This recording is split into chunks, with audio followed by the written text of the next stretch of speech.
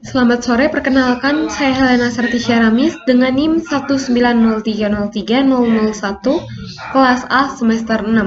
Hari ini saya membuat video untuk tugas kedua dari mata kuliah Sosiologi Politik yang membahas mengenai materi dari buku Critical Studies of the Asia Pacific Jung Hang-jeon Slogan Politis. Pada bagian pertama membahas mengenai pengantar pada saat kepemimpinan dari Xi Jinping.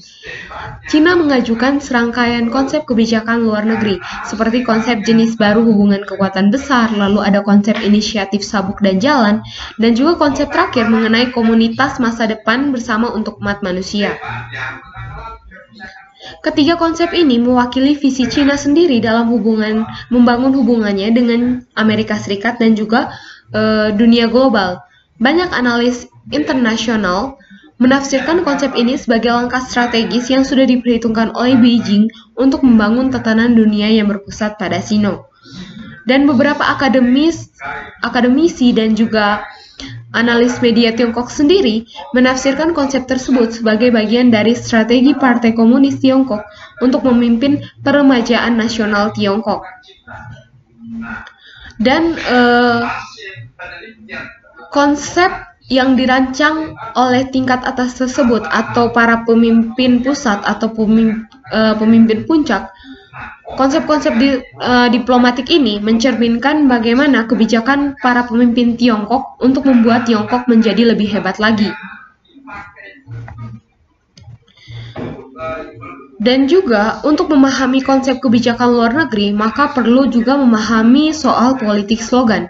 Jadi, slogan sini mengacu pada frasa politik pendek dan mencolok yang digunakan sebagai sarana untuk memusatkan perhatian dan mendorong untuk bertindak.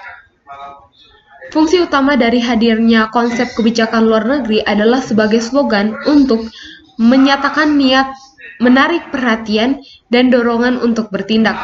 Dan ketika sebuah slogan kritis diajukan oleh pemimpin puncak, ini tidak hanya menandakan visinya, tetapi juga mengharapkan untuk membangun otoritas dirinya sendiri. Bagian kedua, saya membahas mengenai dasar pemikiran slogan. Pada tradisi politik Cina, politik slogan itu memainkan peran yang sangat penting baik di Republik Rakyat Cina sendiri maupun pada Partai Komunis Cina.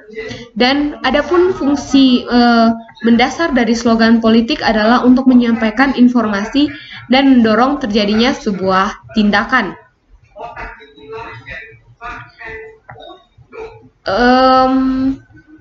Ketika para pemimpin Tiongkok mengajukan slogan, mereka mengharapkan aktor lokal dan subnasional untuk secara aktif menggemakan slogan tersebut dan kemudian bertindak sesuai dengan bunyi dari slogan tersebut. Dan tingkat tangkapannya dan tindakannya dapat didorong tidak hanya bergantung pada popularitas informasi ini, tapi juga kekuatan dari politik slogan. Dan ketika seorang pemimpin puncak mengajukan slogan penting, aktor politik lainnya diharapkan untuk membuat posisi yang diketahui apakah mereka mendukung slogan tersebut atau tidak mendukung.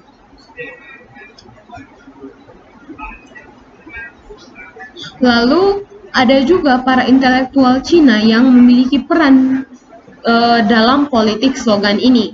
Mereka dibagi dalam komunitas intelektual ini dibagi dalam dua kelompok. Yang pertama, mereka yang tergabung dalam analisis kebijakan yang berbasis di organisasi pemerintahan dan yang berafiliasi dengan negara.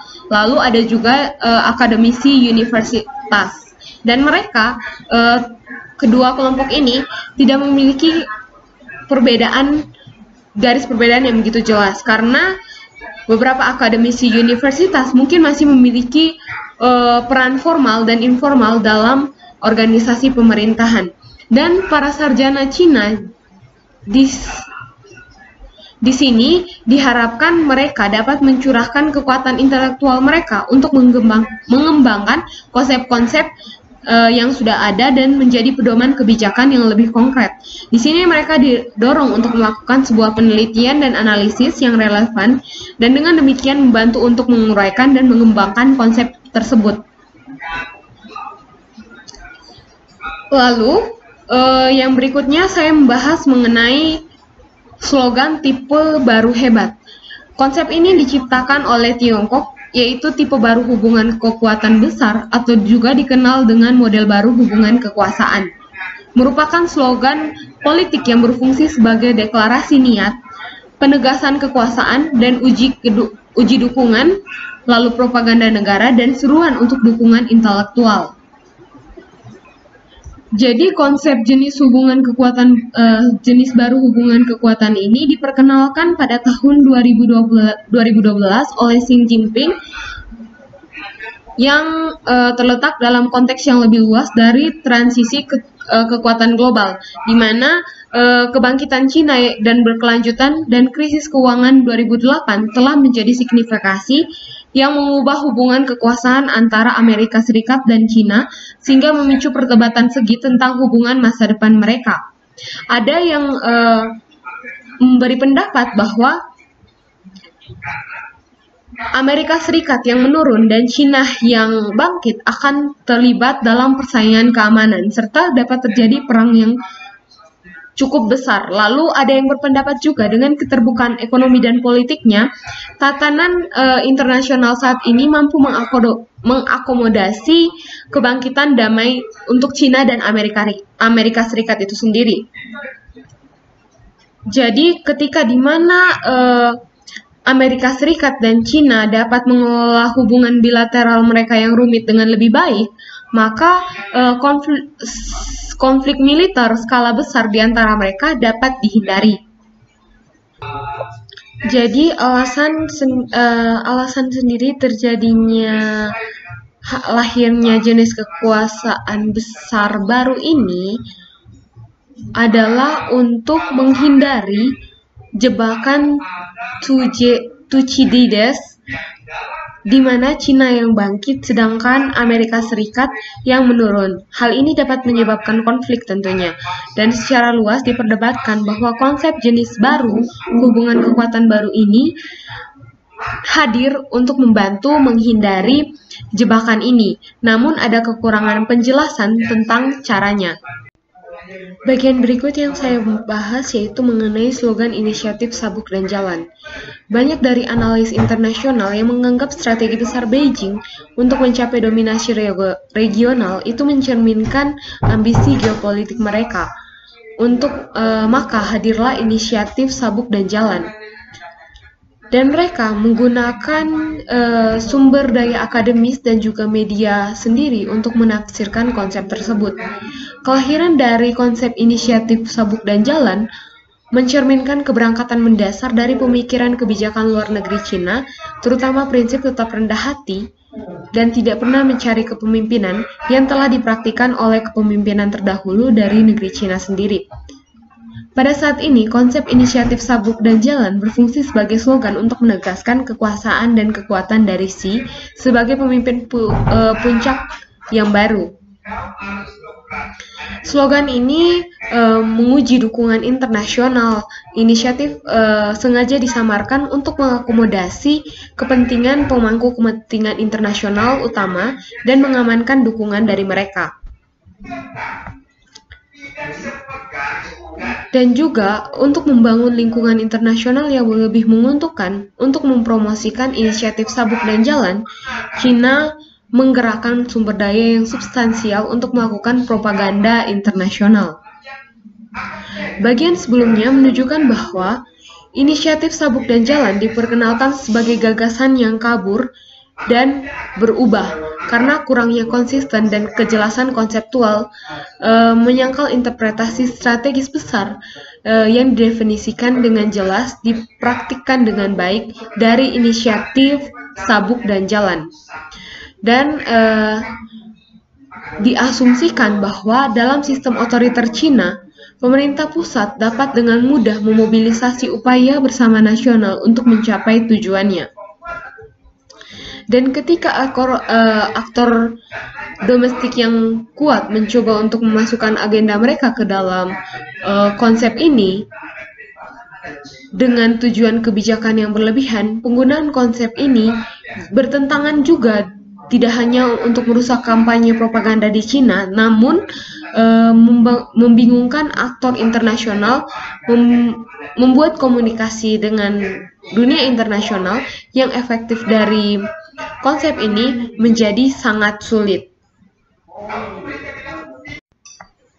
Konsep terakhir yang dibahas oleh Xi Jinping dalam hubungan luar negerinya yaitu mengenai komunitas bersama masa depan umat manusia. Konsep ini adalah konsep kebijakan kritis yang diadvokasi oleh kepemimpinan Xi Jinping. Dan konsep ini hadir mewakili visi dari Cina itu sendiri untuk dunia yang lebih baik, dan Cina memainkan peran yang lebih besar di dalamnya. Dan hadirnya konsep ini dipahami sebagai slogan politik simbolik daripada ide-ide kebijakan yang konkret. Dan banyak yang menganggap konsep ini sebagai propaganda kosong dari Partai Komunis Cina yang tidak layak mendapat perhatian khusus atau gagasan Cina yang membingungkan dan sulit untuk dipahami. Namun di luar dari bahasan propaganda itu sendiri, hanya sedikit terobosan teoritis yang telah dibuat, dan ketika beberapa bergerak melampaui prinsip-prinsip yang luas dan besar secara politis untuk mencapai ide-ide konkret yang relevan dengan kebijakan dan kontroversi yang mengikutinya. Dan asal-usul dari komunitas masa depan bersama untuk umat manusia ini